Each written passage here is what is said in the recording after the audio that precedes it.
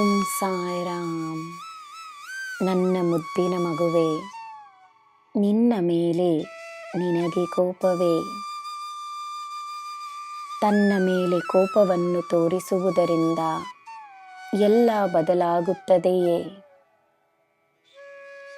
ತನ್ನ ತಪ್ಪಿನ ಅರಿವಿರಲಿ, ತಾನು ಏನು ಬದಲಾಯಿಸಿಕೊಳ್ಳಬೇಕೆಂಬುವ ಅರಿವಿರಲಿ, ತನ್ನನ್ನು ಶ್ರೇಷ್ಠವಾಗಿಸಿಕೊಳ್ಳಬೇಕೆಂಬುವ ಉದ್ದೇಶವಿರಲಿ. ನೀನು ಮೊದಲು ನಿನ್ನ ಗುರುವಾಗಿರುವೆ.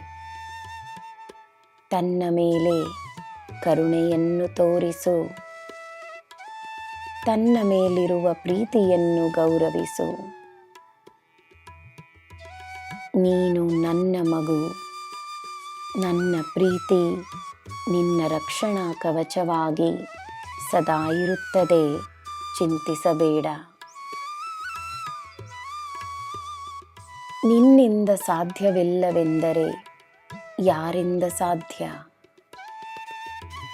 ತನ್ನ ಬಲಹೀನತೆಯನ್ನು ಸೋಲಿಸಿ ಗೆದ್ದು ಬಂದ ಅದೇ ವ್ಯಕ್ತಿ ನೀನೆಂಬುದನ್ನು ಮರೆಯಬೇಡ.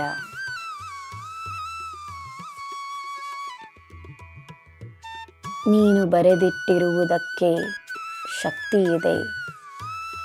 ಕಾಗದದಲ್ಲಿ ಬರೆದದ್ದನ್ನು ನಿನ್ನ ಜೀವನವಾಗಿಸುವ ಶಕ್ತಿ ನಿನ್ನಲ್ಲಿದೆ. ನಿನ್ನ ನಂಬಿಕೆ ವ್ಯರ್ಥವಾಗದು. ನಿನಗೆ ಎಲ್ಲ ಲಭ್ಯವಿದೆ ಎಂದು ನಂಬು.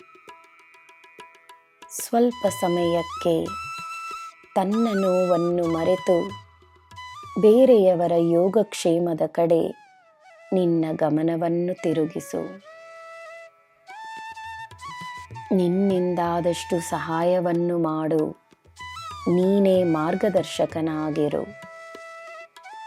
ತನ್ನನ್ನು ಮೀರಿ ಜೀವನವನ್ನು ನೋಡುವುದೇ ಸೇವೆ.